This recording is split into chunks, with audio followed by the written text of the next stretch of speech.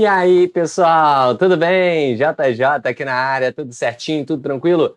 Galera, vamos então para mais um resumão. Os resumões não acabam, a gente está cheio de vídeo aqui na playlist resumão. Então, poxa, aqui tem muita coisa, muito material para você dar aquela escutadinha, relembrar os pontos importantes, né? E fazer com que você acabe entendendo, de certa forma, a matéria, tá bom? Galera, a gente vai falar do reino Animalia, né?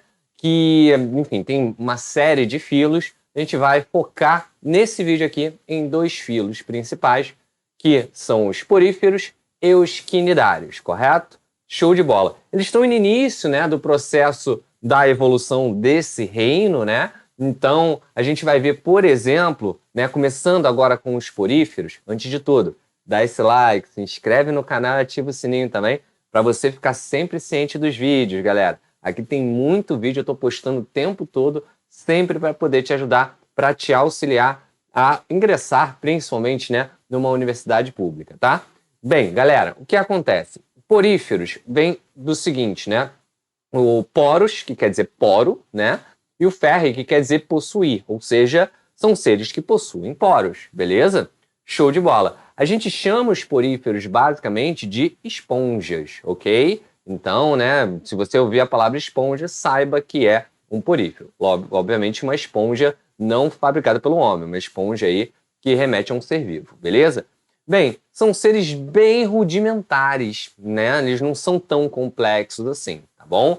Então, eles não possuem tecidos verdadeiros, não possuem sistema nervoso, que é uma das principais características do reino animal, né? Esse sistema nervoso que é tão importante para todos os seres desse reino, tá? Então eles não têm. Por quê? O desenvolvimento embrionário deles vai até blástula, né? Então eles não têm uma diferenciação tão grande, tá? Bem, todos eles são aquáticos, né? A grande maioria são marinhos, mas a gente encontra algumas espécies dulcícolas, inclusive na Amazônia, né? Nos rios da Amazônia a gente encontra lá, tá bom? Bem, a digestão dele, então, né? Como ele não tem nenhuma estrutura para a digestão vai ocorrer toda dentro da célula intracelular, né? A gente considera as esponjas como filtradores. Então, a água vai passando e aí, né, cada célula vai se alimentando, beleza? Bem, eles não têm um sistema respiratório, um sistema circulatório, um sistema excretor. Eles não têm nada disso. Na verdade, por isso não tem nada, né? E aí o que acontece? Tudo vai ocorrer por meio da difusão, beleza? Então ocorre lá a diferença de concentração e tudo mais, sai, entra na célula, tudo ocorre a nível celular, beleza? Bem, a gente tem uma célula principal, né, deles que são os coanócitos, beleza? São células aí as mais importantes, né, porque elas têm flagelos, então permitem essa circulação de água dentro do porífero, né? Então tem que passar bastante água ali o tempo todo, tá? E eles não têm simetria, eles são assimétricos, nem isso eles têm, né, pessoal? Então, assim, eles não têm basicamente nada. E uma curiosidade para quem não sabe, né, as esponjas eram utilizadas antigamente como objetos para a higiene pessoal mesmo, tá? Show de bola? Lembrando aqui rapidamente das células, a gente tem o coanócito, que eu já falei, a célula principal que promove essa circulação de água, né? Os porócitos, que vão formar poros para a entrada de água. A gente tem as espículas, né? Que vão servir aí como estruturas de sustentação, são estruturas mais durinhas, vamos dizer assim.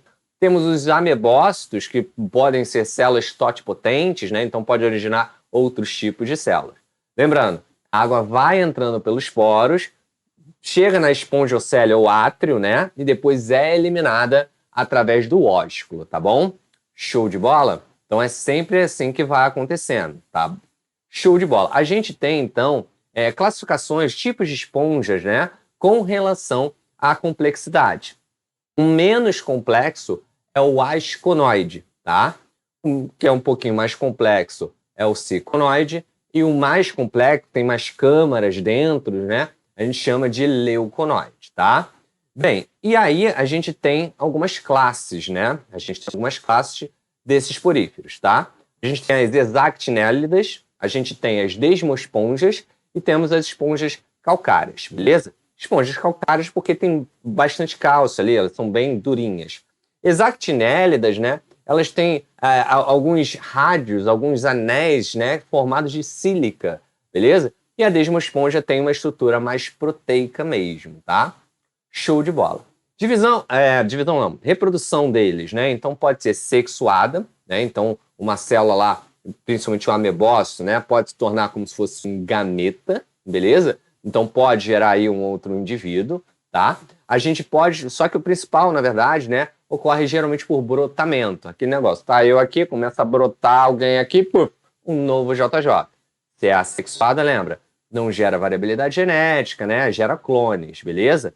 A gente também a gemulação, né? A formação de gêmulas ali para estruturas para proteção, que ocorre principalmente quando em esponja de água doce, né? Quando o rio, por exemplo, baixa e tudo mais, não tem tanta oferta de água. Então, uma estrutura como se fosse uma cápsula protetora e quando, enfim, né, a subir de novo o nível, essa estrutura aí vai permitir que essas células ali vivas acabem colonizando outros ambientes, tá? E a gente tem também a fragmentação, tá? A fragmentação, a laceração, que, enfim, a gente pode pegar fragmentos dessa esponja e esses fragmentos podem gerar novos indivíduos. Lembrando, tanto a gemulação quanto a fragmentação também são reproduções assexuadas, tá? Bem, daí a gente vai para os quinidários. Os quinidários já são um pouquinho mais complexos, né? Quinidários também tem um nome antigo chamado de selenterados, tá? Bem, eles vêm o quinidário, né? Ele vem do grego quinidos, né? Que significa urticante. Enquanto selenterado, né? O coilos significa cavidade e entero, né, significa intestino. Então, o coilos vem do selenterado, né? Então, selenterado, o selen, como se fosse o coilos, cavidade, entero, intestino, tá bom? Show de bola. Bem, então eles são seres urticantes, tá? São seres que, água viva, que ele causa queimação na pele e tudo mais, porque tem células chamadas quinidócitos, beleza? Os quinidócitos possuem aí substâncias urticantes que a gente vai chamar essas substâncias de nematocistos, ok? Tá? Eles já têm, né, 2 folhetos embrionários, então eles já vão para o seu desenvolvimento em gástrula, por exemplo, já tem ectoderma e endoderma, né? Então eles já têm estruturas aí mais separadas, tá? Mais diferenciadas, né? A digestão deles vai ocorrer de forma extracelular, dentro de uma cavidade, que a gente já vai falar, e intracelular também, dentro da célula, tá? A gente vai ter a respiração, circulação e excreção, não existe, né, esse tipo. Então, uma estrutura para isso, então vai tudo ocorrer por difusão mesmo, tá bom, galera? O sistema nervoso já existe, mas é um sistema nervoso difuso. Não tem centros coordenadores, não tem gânglios, beleza? E a reprodução, muitas das vezes, ocorre por metagênese, que é a alternância de gerações, tá? A simetria deles já é uma simetria radial, então pega uma água-viva de cima, né? Tem toda a estrutura dela, de um ponto eu consigo partir, né, em vários cortes que vou gerar indivíduos, né, iguais ali, esse corte. Por isso que a gente chama simetria radial, como se fosse um raio, né? Um raio que dentro de um círculo, por exemplo, né? Eu posso tratar vários raios ou diâmetros ali que eu vou gerar metades iguais, entendeu? Bem, curiosidade aí a respeito deles, eles podem ter uma simbiose, uma relação de simbiose aí. As hidras, por exemplo, né, tem as zooclorelas com as algas verdes, os corais têm as zooxantelas, né, que são dinoflagelados, né, então permite aí que esses seres continuem vivos e tudo mais, ou há uma troca aí mutualística entre eles, tá? Bem, eu falei para vocês, né, que eles têm uma cavidade para ocorrer a digestão. Essa cavidade se chama cavidade gastrovascular. Então, eles têm uma boca que vai permitir, né, essa cavidade gastrovascular dentro dela, né, que ocorra a digestão. Eles têm tentáculos, né, seja para defesa, seja para a captura de presas, com essas células urticantes, e a umbrella, né, a umbrella que é essa estrutura de cima, por exemplo, da água-viva, beleza? Parece um guarda-chuvinha, tá bom? Show de bola. A gente tem, então, as classes, né, desses quinidários. As classes são Anthozoa, que aí, enfim, são os corais, de maneira geral, né? Corais, anêmonas do mar, tá? Nós temos as hidrozoas, que são as hidras, beleza? Nós temos os cubozoas e sifozoas, né? que são tipos diferentes de água-viva, beleza? Inclusive, a cubozoa são uma das águas-vivas mais venenosas do mundo, correto? Tá?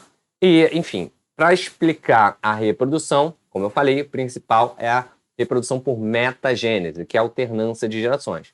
Então, tem uma geração, né, que vai fazer estrobilização, por exemplo, né, então uma reprodução assexuada, e uma geração que vai gerar gametas, né, então vai ter uma parte sexuada. Alguns quinidários, né, como as hidras, por exemplo, também podem fazer reprodução assexuada por brotamento, beleza? Então, enfim, é basicamente isso. São essas as principais informações. Eu espero ter ajudado. Não esquece, dá esse like, se inscreve no canal, ativa o sininho também, né? Vai ter muitos mais resumos aqui a respeito desse reino animalia. Correto, galera? Vou ficando por aqui. Um grande beijo e valeu. Tchau, tchau. Fui!